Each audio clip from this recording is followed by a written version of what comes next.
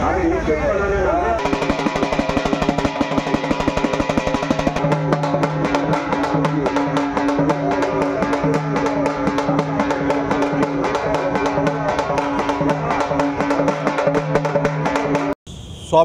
शेतकरी संघटनेच्या वतीनं सांगली लोकसभेसाठी क्रांतिसिंह नाना पाटील यांना अभिवादन करून आम्ही आज उमेदवारीचा अर्ज घोड्यावर बसून बैलगाडीतून आणि ट्रॅक्टरमधून जिल्हाधिकारी कार्यालयात भरणार आहोत। खरं तर घोडा आम्ही यासाठी निवडलेला आहे कारण या जिल्ह्यात जे दोन उमेदवार आहेत ते साखर सम्राट आहेत आणि त्या दोघांनी हे शेतकऱ्यांना लुबाडलेला आहे, गंडवलेला आहे, फसवलेला आहे, त्यांची ऊसबिलं बुडवलेली आहेत। म्हणजे ज्यांनी शेतकऱ्यांना गंडवलं, फसवलं, त्यांच्या अन्नात माती कालवण्याचा उद्योग केला, त्या साखर सम्राटांना घोडा लावण्यासाठी आम्ही घोडा निवडलेला आहे।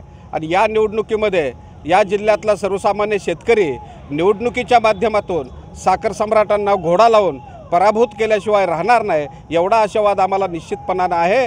ग्रामीण भागातला घोडा लावणं हा शब्द प्रत्यक्षात उतरवण्यासाठी आम्ही आज घोड्यावर बसून उमेदवारीचा अर्ज भरतोय आणि निश्चितपणाने स्वाभिमानीची ताकद या जिल्ह्यात साखर सम्राटांना कळेल। निश्चितपणाने या जिल्ह्यातला ऊस उत्पादक, द्राक्ष उत्पादक, बेदाणा उत्पादक, भाजीपाला उत्पादक या उत्पादक मतदारांची संख्या जिल्ह्यात 60% जास्त आहे आणि जिल्ह्यातला 60% शेतकरी निश्चितपणाने स्वाभिमानीच्या पाठीशी राहील आणि या निवडणुकीत आम्हीच विजयी होऊ असा आत्मविश्वास मला या निमित्तानं व्यक्त करावासा वाटतो।